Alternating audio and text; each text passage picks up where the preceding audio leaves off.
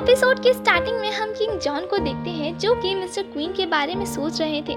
यहाँ उन्हें mister queen की बातें याद आती है जहाँ मिस्टर क्वीन ने उनसे कहा था कि कल से सब कुछ पहले जैसा हो जाएगा, और वो तुरंत ही लेक की ओर जाते हैं जहाँ लेक के बाहर उन्हें मिस्टर क्वीन का सामान मिलता है और वो बिना कुछ सोचे समझे लेक में कूद जाते हैं।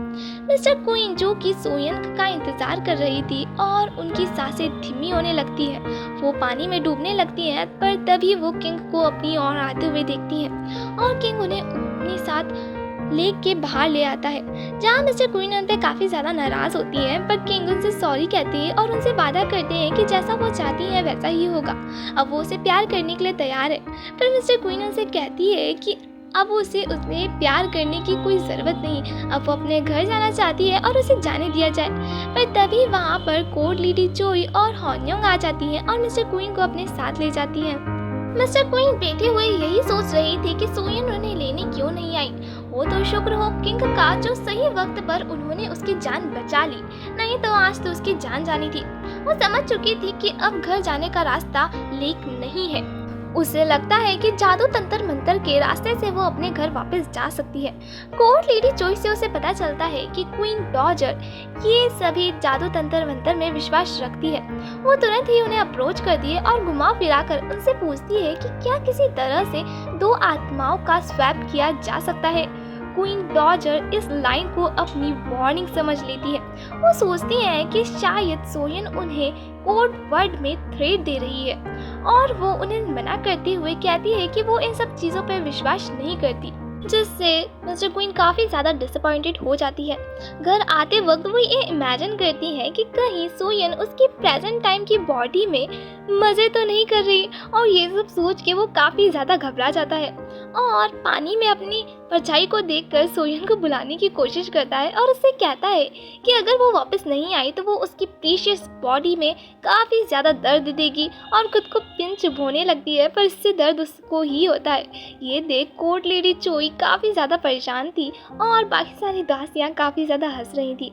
एक दासी के जरिए ग्वाजन को भी पता चल चुका था कि मिस्टर क्वीन ने दोबारा लेक में डूबने की कोशिश की। अब वो उस दासी को मिस्टर क्वीन के सबसे करीबी दासियों में से एक बना देता है, जिससे वो मिस्टर क्वीन की हर एक खबर का पता लगा सके। सीन चेंज होता है, हम ओवियल को देखते हैं जो कि महल से जा रही थी, पर तभी वो मास्क वाला किडनैपर उससे मार देता है। मिस्टर क्वीन और किंग दोनों की ही तबीयत खराब थी पानी में डूबने की वजह से। रॉयल कॉन्फ्रेंस के दौरान किम ब्योंग अपने पिता की मदद से head of department of justice बन जाता है, जो कि one of the supreme power होती है।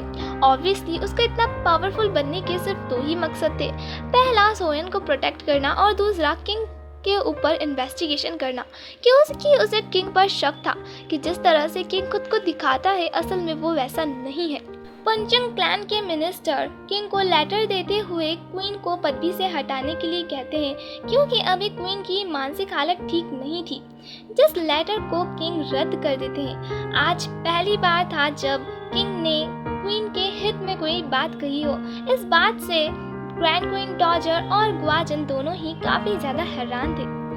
ब्योंगिन जो कि मिस्टर क्वीन को ये बात बताने आता है कि लोग उनको पदवी से हटाना चाहते हैं, तभी वहाँ किंग भी आ जाते हैं और दोनों की ही शक्लें देख के हम साफ बता सकते थे कि दोनों को ही एक दूसरे की प्रेजेंस क्वीन के पास बिल्कुल नहीं पसंद। दोनों की ही बातें कम एक दूसरे को देते हुए वार्निंग ज़्यादा लग रही थी। किंग ब्योंगिन को वहाँ से जाने के लिए कहते हैं और मिस्टर क्वीन को उनकी हेयर पिन वापस करते हैं जो कि लेक पर ही रह गई थी। ब्योंगिन जो कि उन्हें दूर से देख रहा था, उसके फेस से हम जेलिसी का साफ पता लगा सकते थे। मिस्टर क्वीन वहाँ से चली जाती है और किंग अब ब्योंगिन के पास आते हैं। यहाँ ब्योंगिन किंग को वार्निंग देता है कि अगर उन्होंने सोयन को हर्ट करने की कोशिश की तो वो भी काफ़ी ज़्यादा हर्ट हो जाएंगे।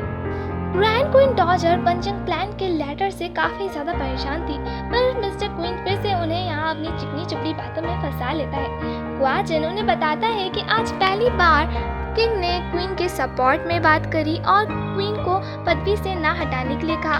ये बात सुन के क्वीन काफ़ी ज़्यादा शॉक्ड थी। यहाँ mister queen grand queen Dodger को चिंता ना करने के लिए कहती है, जिसे देख हम समझ जाते हैं कि ज़रूर मिस्टर क्वीन के दिमाग में कुछ खुराफात चल रहा है। मिस्टर क्वीन खाने की पालकी चलाने वाले ऐसे लोगों को चुनती है जो कि कहानियां सुनाने में काफी ज्यादा अच्छे थे। और अब शुरू होता है अफवाहों का ऐसा खेल जिसे रोक पाना काफी ज्यादा मुश्किल था। अफवाह ये थी कि क्वीन ने खुदकुशी करने की कोशिश नहीं की, उन्होंने तो ऐसा हुआजन और किंग को बचाने के लिए कहा। क्वीन बेहोशी की हालत में हेवन की स्टेयर्स तक भी होके आई है। अब जो क्वीन सभी के लिए डेविल हुआ करती थी, अब वो एंजल बन चुकी थी। अब हम कोर्ट लेडी चोई को चुपचाप जंगल की ओर जाता हुआ देखते हैं, जहाँ कोर्ट लेडी चोई चिल्ला चिल्ला कर वो सभी बातें कहती है जो कि वो मिस्टर क्वीन को कहना चाहती हैं पर नहीं कह पाती, खुद को ना हर्ट करने के लिए, अच्छे से पेश आने के लिए। क्वीन डॉजर इन रूमर्स के बारे में हुआजन को बताती है और ये भी बताती है कि इन सब के पीछे मिस्टर क्वीन का हाथ है और उसे इस बात के लिए और भड़काने लगती है। हुआजन ये सब किंग को बताने का डिसाइड करती है, पर क्वीन डॉजर उसे कहती है कि किंग उसका भरोसा नहीं करेंगे और ऐसा ही होता है। किंग उससे कहते हैं कि क्वीन की हालत उनकी वजह से है और इस समय क्वीन को उनकी पदवी से हटाना क्वीन के लिए काफ़ी ज़्यादा खतरनाक हो सकता है। और हुआजन से कहते हैं कि वो अपने पिता से बात करे क्योंकि वो पंचन क्लैन के मिनिस्टर्स में से ही है, जिस बात के लिए हुआजन को भी मानना पड़ता है। हुआजन उनसे कहती है कि उनको शादी करे काफ़ी वक्त हो गया है, पर आज तक उन्होंने अपनी एक रात भी साथ नहीं बिताई, जिस बात के लिए किंग उससे माफ़ी मांगते हैं और हुआजन से वादा करते हैं आज की रात उसके साथ बिताने के लिए। इस बात से हुआजन काफ़ी ज़्यादा खुश थी। हुआजन मिस्टर क्वीन से मिलने आती है, जहाँ हॉन्योंग उसे बताती है कि मिस्टर क्वीन की तबीयत खराब है, इसलिए वो नहीं मिल पाएंगी। और इतना कहने की देर थी कि मिस्टर क्वीन दरवाज़ा खोल के उनका वेलकम करती है। आखिर अपने क्रश को इस तरह कौन जाने दे सकता था। मिस्टर क्वीन को लगता है कि हुआजन की जान बचाने के बाद अब हुआजन उनसे अच्छे से बिहेव करेगी, पर मिस्टर क्वीन के सपनों पे तो पानी तब फिर जाता है जब वो हुआजन के फेस पर स्माइल नहीं देखते। हुआजन उनसे कहती है कि उन्होंने उसके क्वीन की पदवी से हटाने वाले लेटर को रद्द कर दिया है। इसका मतलब ये है कि अब उनका हिसाब बराबर हुआ और आज की रात राजा उसके साथ बिताएंगे। इस बात से मिस्टर क्वीन को कोई फर्क नहीं पड़ता, उसे फर्क तो इस बात का था कि इतना कुछ हो जाने के बाद भी हुआजन का बिहेवियर उनके प्रति रूड है।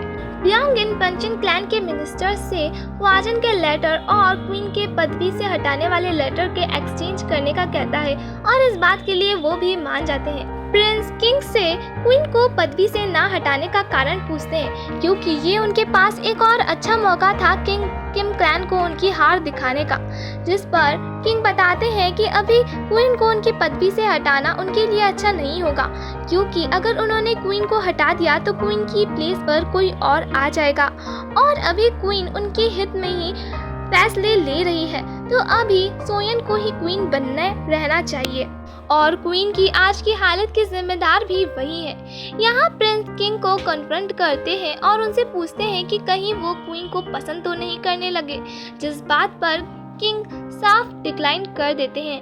प्रिंस यहाँ किंग से वादा लेते हैं कि अगर क्वीन उनकी एनिमी निकली तो वो उसी वक्त क्वीन को मार देंगे और किंग भी इस बात के लिए मान जाते हैं। हुआजन अपने कमरे में सजी धजी किंग का बेसब्री से इंतजार कर रही थी। क्वीन डॉजर जिन्होंने सोयन की लाइन को अब एज अ थ्रेड ले लिया था, वो अपनी जादू टोने वाली मंडली को लेके बैठ जाती है। शमन अपनी शक्तियों से पता लगाती है और घबराते हुए बताती है कि क्वीन की बॉडी में किसी विकेट सोल ने कब्जा कर लिया है। अब हम प्रेजेंट में बॉन्योंग की बॉडी को हॉस्पिटल में देखते हैं, जहां उसकी पल्स धीरे धीरे कम होने लगती है और पास्ट में अचानक से मिस्टर क्वीन भी बेहोश होने लगती है। यहाँ शाही बाबाजी बताते हैं कि मिस्टर क्वीन की पल्स नहीं चल रही और इसी के साथ हमारा ये पार्ट यहीं खत्म होता है। अगर आपको वीडियो अच्छी लगी हो तो वीडियो को लाइक करें और चैनल को सब्सक्राइब करें। अब मिलेंगे अगली वीडियो में, तब तक के लिए बाय।